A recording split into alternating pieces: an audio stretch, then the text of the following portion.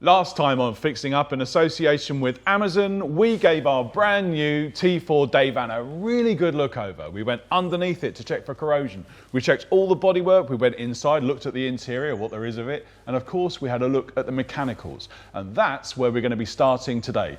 What are we going to be getting on with, Clive? Well, it's pretty exciting and a packed programme today, Danny. Is it? We're going to be giving the engine a thorough service, which means we're changing the cam belt, the auxiliary belts, engine oil and filter, gearbox oil. We're going to change that battery because that's pretty much had it. Yep. And we must change the starter motor because it's on its last legs. It's funny you should say that, Clive, because I've been on Amazon. Look what I found. Hurrah. A brand new starter motor for one of these. It's a 1.9 non-turbo diesel. Quite a rare thing to find, but I found it there. We've got a pretty big jobs list to be getting on with, so we better get started, don't we? Absolutely. Time to get rid of the tired old battery. Brand new battery from Yuasa going in.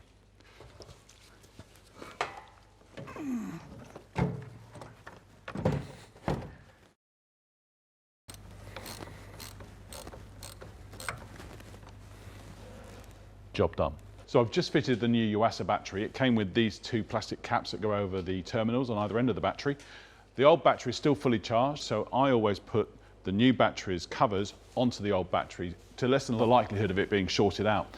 The other thing is really important to make sure you dispose of your batteries responsibly. We're currently taking the front panel off. We've just got a pair of hardcore pliers with a tiny little Allen key on a 90-degree angle. I've put it in, slipped it behind the panel and pulled it forward, and Clive's just doing the same on the other side. It's just an easy fix. Once this panel is off, we're going to take off the top cross member and then fold the whole of the front assembly out to give us more room to work in the engine bay. Okay, well, we've had a bit of trouble getting at the air filter. It's got a simple clip on the top, but it's also got another clip at the front which releases a cradle, which is what foxed me, but it's out now. We've got a very dirty air filter. We're going to replace that.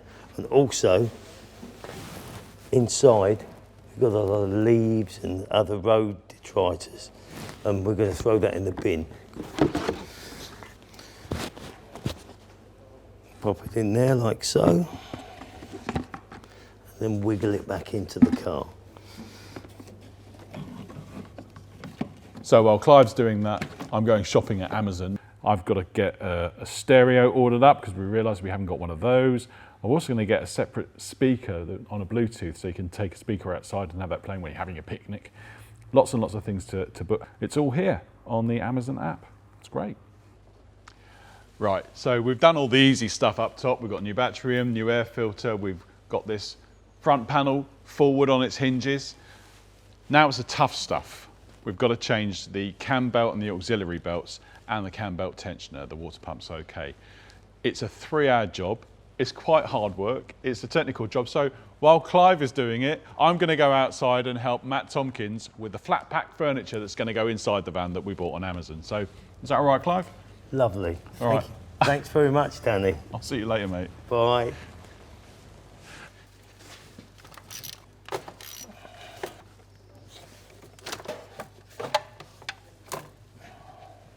I've cracked these Allen bolts off here, which I think they were done up before by a small gorilla. But I used a ratchet for that. And now I'm just taking these bolts out and they hold the pulley on. And when I do that, it will release this belt. That can come off. And then that releases the belt. You have to take that belt off before you take the other belt off. So we can start loosening the alternator. We can pull that back and release the belt.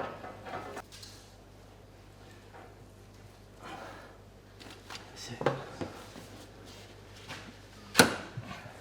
So while Clive is suffering 3 hours of Volkswagen T4 cam belt change, I've come out here to help Practical Classics workshop editor Matt Tompkins, otherwise known as the Flat Pack Ninja, with these incredible cabinets that we bought on Amazon. They're custom made for the T4, so they're going to fit perfectly, but they are made of MDF and we need to paint them. So that starts with an MDF primer, which is what Matt's currently doing.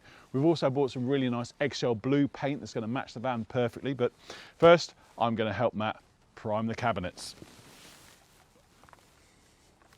So Clive's been under the bonnet sweating away for the last 3 hours. He's replaced the cam belt. Clive, what was it like for you? Well, I'm a bit tired and emotional, Danny. Not unlike this timing belt, Yeah, actually. so what's wrong with it? So while the belt is not cracked and it's not actually that old, it is damaged there. Yeah, and we've done the tensioner as well. So that basically means that all the work that we need to do at the top end of the engine bay is done. Now it's time to get the van up in the air so we can do the oils and the starter motor. But first, I'm going to disconnect the battery.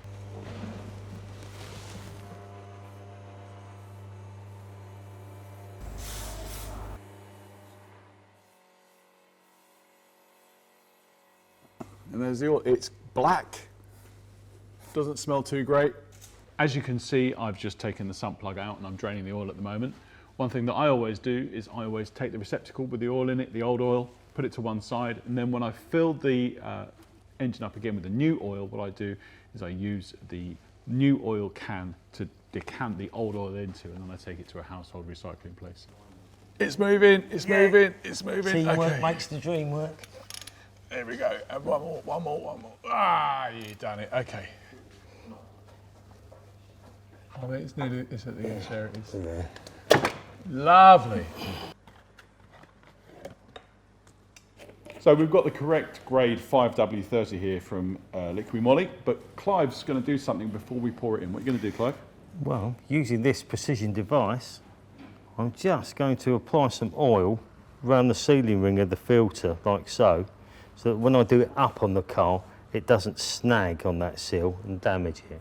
You should only put these on hand tight. You should never over tighten them because you don't want to distort the filter and cause a leak.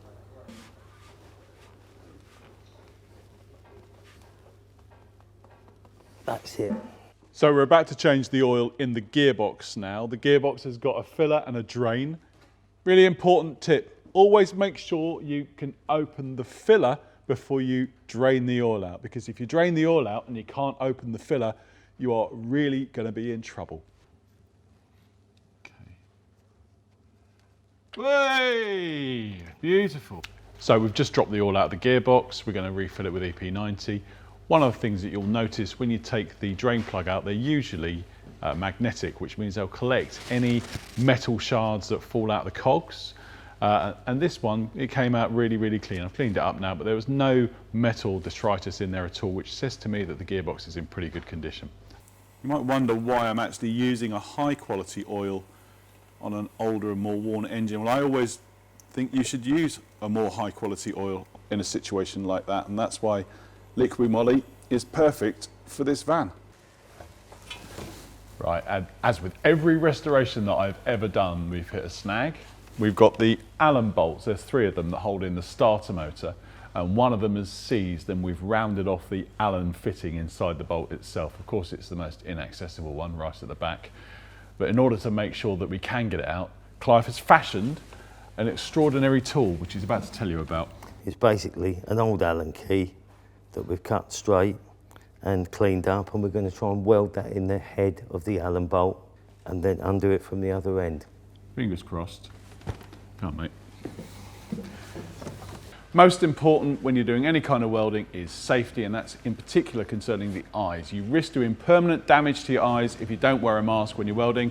That's why we both got our helmets on. And these gloves as well, these gauntlets, really important because you will have sparks all the time and you don't want them going up your sleeve. So Clive, there you gauntlets, mate. Let's crack on.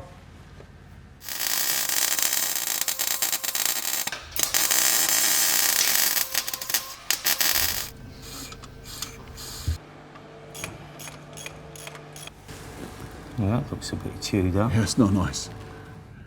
So here is the special tool, Clive. Describe what you've done, because we've got it out, we've achieved success. But Well, you could see why it didn't want to come out because it's so corroded at the top. Yeah. And actually the bolt itself is a bit of a banana shape. It's not. It's worked. So that's all that matters. So now we need to look for another bolt to replace that. Okay, so now we're going to attempt to make that fit back into there, which hopefully will go really smoothly. Go on, Clive. If anyone can do it, you can. Yeah. Clive's just manhandling it in. So I'll hold it in there for you, Clive, if you want to put the bolts in.